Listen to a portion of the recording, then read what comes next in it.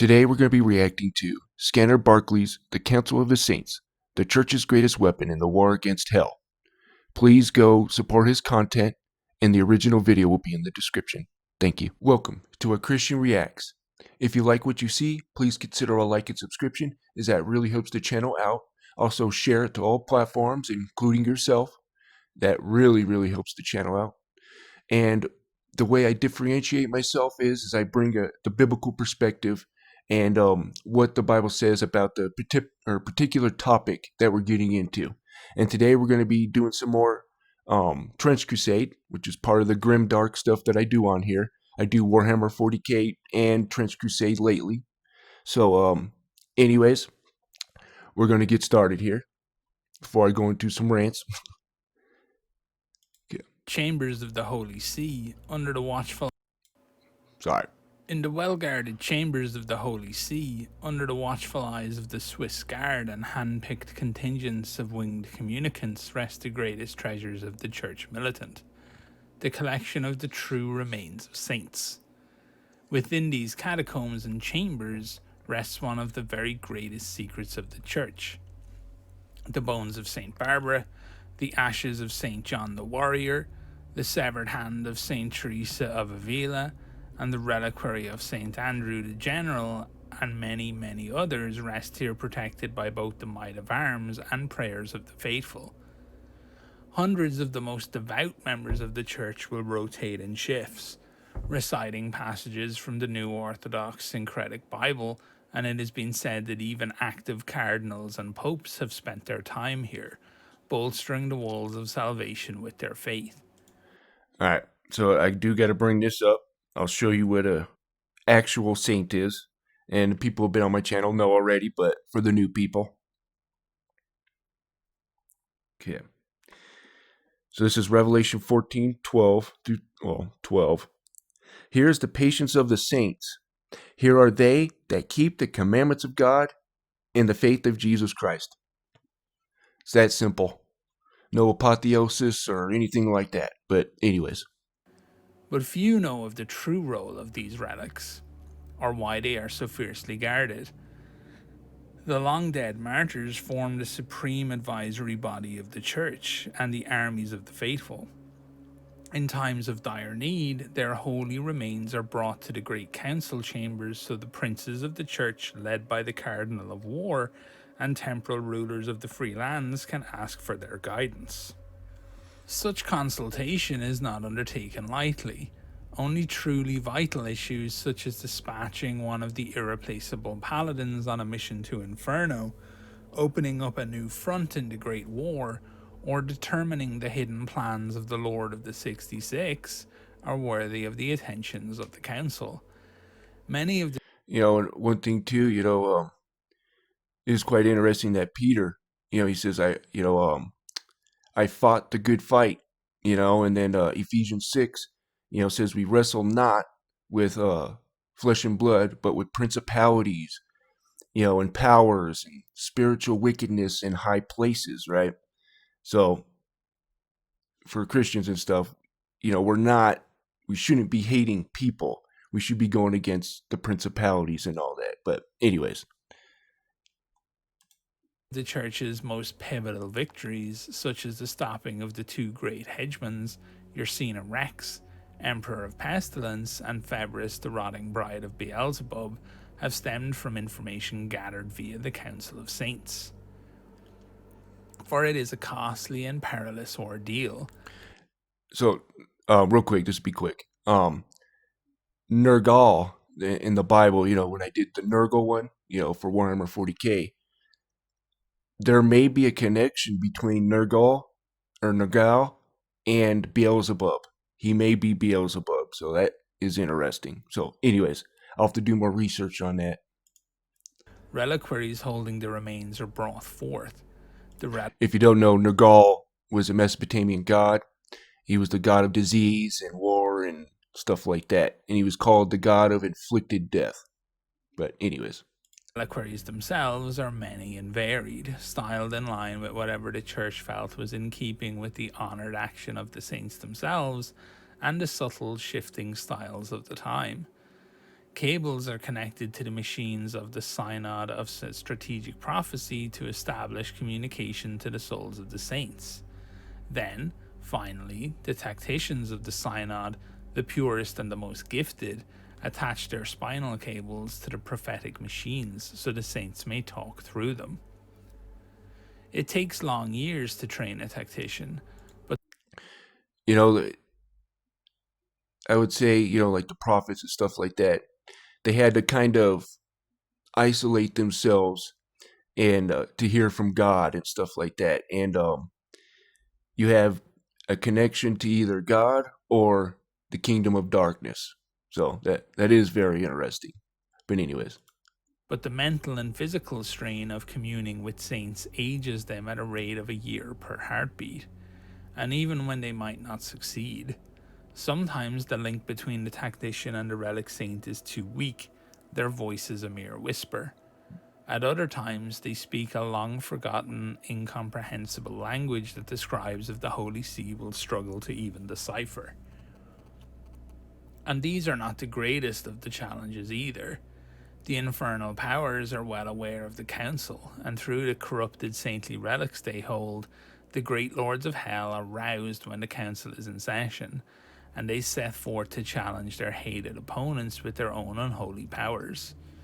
On such occasions, a fierce spiritual battle takes place, and the skies above Rome burn with hellfire and flashes with holy lightning.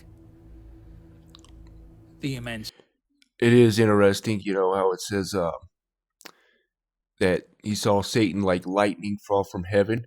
And you see this kind of in the book of Enoch too, where these entities kind of go, turn into lightning and stuff like that. So, anyways, I digress. Very interesting. strain the devils put on the tacticians ages them further, and they will enter the chamber in the flower of their youth and come out of it as an ancient, decrepit husk. Many are possessed by the most spiteful demons and rend themselves apart to disrupt the rituals. In proportion, the casualty rates of the council are greater than the trenches of the Great War. And it kind of goes in, you're either connected to, the realm of light or to the realm of darkness. But anyways, The tacticians know that communing with the saints is to give almost their entire life for one brief moment, yet doing so is seen as the greatest of honors. To commune with those who have been so resoundingly favored by God is seen as the most beneficial way that any of them could spend their life, and the benefits to the church and the advantages that it can give in the war against hell cannot be overstated. Sadly, despite their holy rank, the saints are not infallible. They hold great knowledge as they did in life, and they advise the cardinals of war as best they are able, but their advice is often given as revelation that is hard to decipher. And not all of the relics guide humanity faithfully. There are cleverly wrought forgeries by the heretic necromancer clerics, disguised by illusions to fool even the most experienced examiner priests. and the Bible talks about how these false prophets, shall rise, and it even goes to say that they will say that Jesus Christ is the Messiah, but will deceive many. So that's interesting right there. But anyways, A corrupt relic saint can wreak havoc at the very heart of the Holy See. Demons can use them as conduits to mislead the council, or learn the identity of its secret members so that they may later be targeted by Death Commando assassination squads. Some are true relics that the heretic saint hunters have discovered, infected with might demons and then reburied.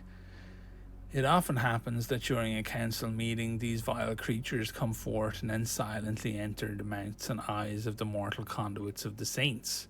They burrow their way into the central nervous system of their victims, ending their lives in withering agony. It is now, said that Satan will handsomely reward any saint hunter that causes interruption, confusion, or death among the tacticians with their do we have they revealed what Satan looks like in a Trench Crusade? That'd be very interesting because I'll bring this up in the Christian church. We've kind of assumed that Satan is a cherubim, right? But the problem with that is that nowhere in the Bible is a cherubim described as a serpent, nor does it say Satan is a cherubim, right? But there are these entities called the seraphim, which literally can mean fiery serpent, right? And what is Satan called? The dragon, a fiery serpent, that old serpent, right? And he's not a man either, but I won't get into that. But anyways, so Satan, in my opinion, is a seraphim, not a cherubim, right? And when those cherubims, like the king of Tyrus and stuff like that, that is an his own entity, right? His literally name is King of Tyrus, or whatever you want to call it. But that's a different entity other than Satan. That gets assumed onto Satan for some reason, but it's because it's a lack of knowledge, right? And I'm not saying I have more knowledge than they do. It's just they don't pay attention to what Scripture is trying to say, right? They have their institutionalized doctrines instead of just looking for the truth.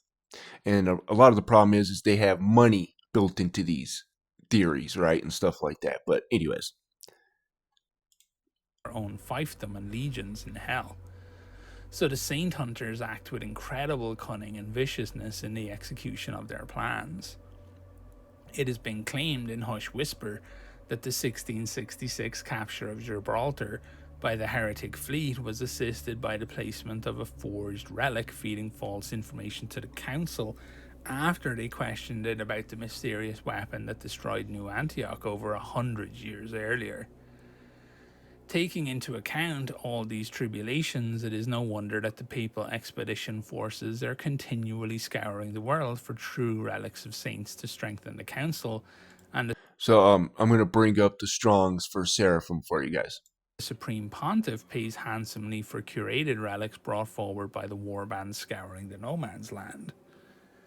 While the small-scale battles and efforts of man and beast that take place in the no man's land in the quieter times between the great wars may not cost as many immediate lives, it is without doubt that both heaven and hell expect these engagements to be just as impactful in the overall course of the war. It is for this reason that thousands of men and women will venture deep into the deserts of the Levant each year. Okay, I'll bring up something about that too. But so Seraph, a burning, poisonous seraph, symbolical creature from the root word meaning to burn or to set on fire. This Greek word for wait, hold on a second.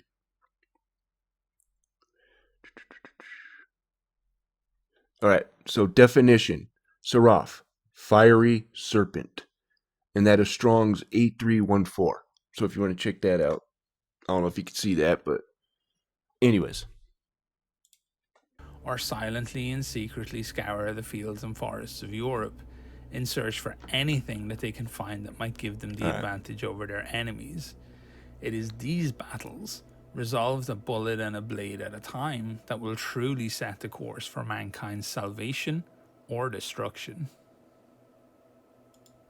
Alrighty, so that was kind of a short one today. I'll probably try to get a longer. I might, or not might.